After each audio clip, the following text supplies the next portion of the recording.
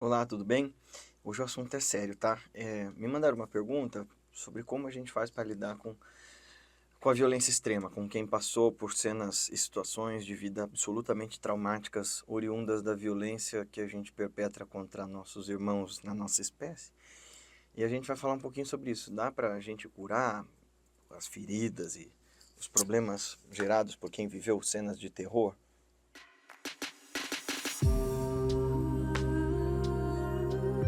Olá, seja bem-vindo, bem-vinda. Embora o tema hoje seja sério, ele também faz parte do arcabouço de temas que a gente usa para lidar com a vida, com autoconhecimento, né? Afinal de contas, nossa existência é permeada de situações difíceis e de coisas ruins, não é? Que a gente precisa saber lidar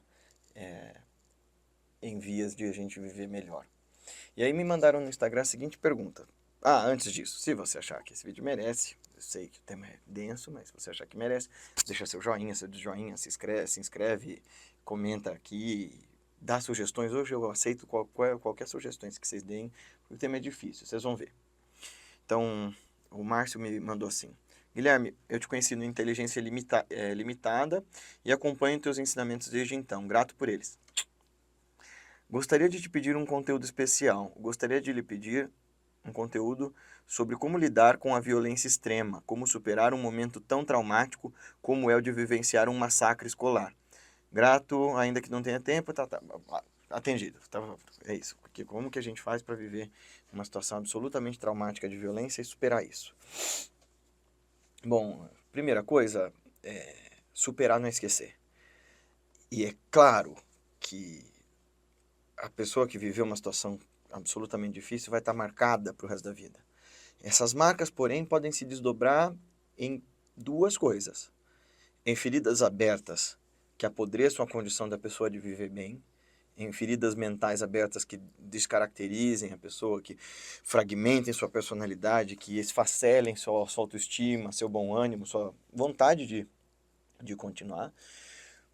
Ou, se bem tratadas, essas feridas podem dar, apesar das cicatrizes, das marcas, elas podem dar uma nova capacidade de entendimento, de escolha, de acolhimento e até de compaixão no coração das pessoas que vivam esses traumas. Veja, é claro que uma situação dessa de terrorismo é violentíssima, mas a gente tem, por exemplo, o exemplo da Malala. Ela tomou um tiro na cabeça por tentar estudar. Veja, é a situação mais violenta possível, né? Não é só que ela viu um massacre, ela foi vítima do massacre e por milagre sobreviveu. A Malala escolheu lutar e trabalhar porque a motivação dela era que aquilo não acontecesse mais com nenhuma menina no país dela e depois no mundo, né? Que todo mundo tivesse direito à educação. Então, como é que você faz para uma pessoa superar uma situação de violência extrema? Você vai ter, se você for a pessoa ao lado dessa pessoa, que ter toda a paciência e acolhimento do mundo para, com muita gentileza, tirar a pessoa do terror, dando para essa pessoa novas razões para viver. Mas isso precisa, fundamentalmente, de duas coisas: de ajuda profissional, mesmo. Uma pessoa que passou por um trauma desses precisa de um excelente psicólogo. E assim, é difícil de achar. Porque psicólogo é uma questão de compatibilidade. Você vai ter que cavucar até achar alguém que tenha, né, afinidade com a pessoa. E de um excelente ou uma excelente psiquiatra. Porque sem ajuda médica é muito difícil sair de um lugar desses. A parte é isso, a segunda coisa que uma pessoa dessas precisa é de acolhimento. Todos nós precisamos, né? A necessidade básica do ser humano é de pertencimento, de acolhimento, né? E boa parte dos horrores que a gente perpetra, principalmente esses massacres nas escolas, por exemplo, são fruto de desorientações, de ressentimento, de péssima educação emocional, né? A predisposição dessas crianças de fazer mal a outras crianças vem de um lugar de ressentimento, de um lugar de abandono, de um lugar de violência. E é claro que as crianças que são vítimas e as famílias delas vão estar para sempre marcadas em caso de sobrevivência, e as famílias mais ainda em caso de não. Tem até um vídeo, vou deixar, acho que aqui, se eu conseguir achar, um vídeo terrível, assim, de um pai e uma mãe americanos contando do desenho da filhinha e tal, e que ela foi vítima de um massacre desses mais recentes. E é assim, é de partir o coração. Claro que é. E a gente, quando vê a violência extrema, a gente fica em choque, porque a maior parte dos seres humanos se julga incapaz de fazer algo assim, né? A gente se pensa incapaz de fazer uma parada dessas. De fato, a maior parte de nós, ainda bem, não faz. E aí a gente olha pro horror, pro abismo do abismo, onde os valores estão esfacelados, onde, né, o bom ânimo, o bom senso, a boa vontade acabaram. Como é que a gente faz, né, para lidar com isso, com o extremo do extremo, sem que a gente macule nosso coração de jeito irreversível, né, assim, com paciência. A prática meditativa vai ajudar, mas sob supervisão de um professor. Porque não dá para você fazer, por exemplo, práticas de Vipassana com uma pessoa que acabou de passar por um tremendo de um trauma. Às vezes, fazer qualquer introspecção com uma pessoa dessas vai fazer com que ela volte para o trauma.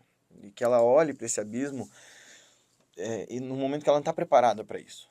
Então tem que ser um trabalho bastante calmo e delicado de realinhar a pessoa com a vida, apesar de não recortá-la da lucidez de que aquilo de fato aconteceu. Sabe, do tipo, ai, não vamos falar disso que a pessoa tem gatilho e ela passa mal. Não, uma hora ela vai ter que enfrentar essas coisas. Não é que você, que não é profissional da saúde, vai ficar impondo, dizendo, não, acabou, transforma isso, supera esse trauma. Mas você que passou pelo trauma vai ter que, uma hora, olhar para isso, com a ajuda de um profissional para fazer isso de forma segura. Porque o profissional vai fazer com que você mergulhe nessa zona abissal de si mesmo, com a bomba de oxigênio, com o equipamento adequado para ir até o fundo, olhar para o abismo e voltar. Agora, a meditação vai ajudar, a prática física vai ajudar, e um caminho, nesse caso, olha, vocês sabem que para mim, a função real de um caminho espiritual que está contido no cerne das religiões é libertar a gente da mais profunda ignorância. E que fazer da religião uma relação com o divino peticionária, sabe? Eu tô ali na igreja para pedir tal coisa, eu tô ali na terça da prosperidade, para, né, para minha vida ser melhor que a dos outros. Eu acho que isso é muito mesquinho, é muito pífio.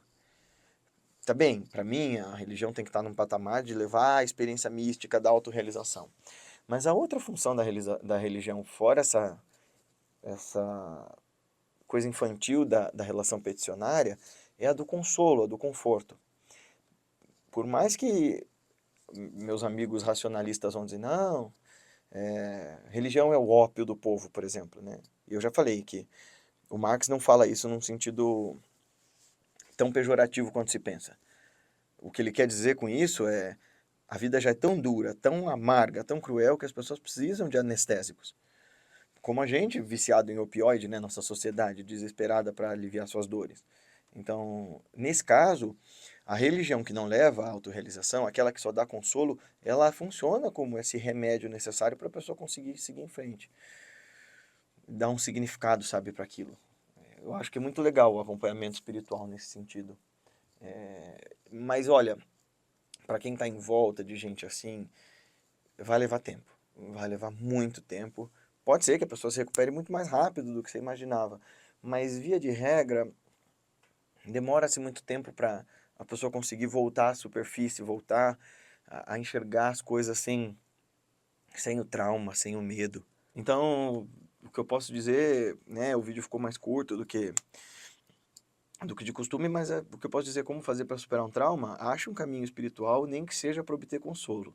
Dentro das práticas, você vai obter métodos que de fato te ajudem a lidar com uma realidade mais profunda. No meu caso, por exemplo, eu não passei por nenhum trauma desse tipo, mas a Kriya, eu já vi acontecer comigo e com mais um monte de gente, a técnica da Kriya Yoga demove a gente da delusão e do sofrimento de uma forma muito rápida e muito potente.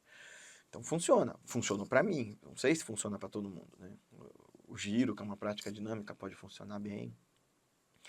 Mas o que vai funcionar melhor, assim, de verdade, é paciência e acolhimento, mais nada. E, e isso exige que você esteja de coração aberto para ouvir a pessoa dizer a mesma coisa e sofrer do mesmo jeito, incontáveis vezes até que ela esteja pronta para sair do casulo. Não é você quem vai dizer quando chegou o fim do trauma e do sofrimento de quem está querendo ajudar. É a pessoa. E você que está passando por uma situação dessa, aqui se encontre em nós um grupo de amigos, se você quiser conversar, se quiser ser ouvido. A gente tá aqui não para julgar teu trauma, tuas ansiedades, não somos psicólogos aqui no Instituto, mas somos amigos que estamos disponíveis para quem precisar, tá bom? Fiquem bem. Gostou desse vídeo? Então não se esquece de se inscrever no nosso canal, clicar no sininho para receber as notificações, clicar no joinha, deixar seu comentário, sua sugestão, sua crítica, seu elogio, seu comentário, seu apoio, etc e tal. Esse trabalho pode crescer na medida em que pessoas que acreditam nele o espalhem. Então pega esse link, manda para os teus amigos no WhatsApp, no Facebook, no Instagram, em tudo quanto é lugar que você acha que ele possa fazer a diferença. A gente se vê no próximo vídeo.